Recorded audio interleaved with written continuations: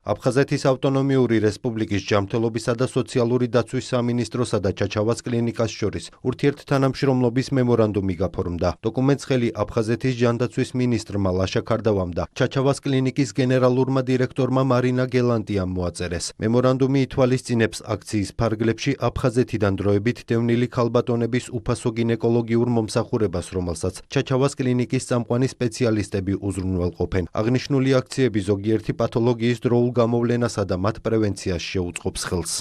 ჩაჩავას კლინიკასთან გავაფორმეთ მემორანდუმი. აფხაზეთის ჯანდაცვის სამინისტრო აქტიურად თანამშრომლობს წამყვან კლინიკებთან, რათა ჩვენმა დროებით დევნილმა მოსახლეობამ მიიღოს სხვადასხვა სახის სამედიცინო მომსახურებები.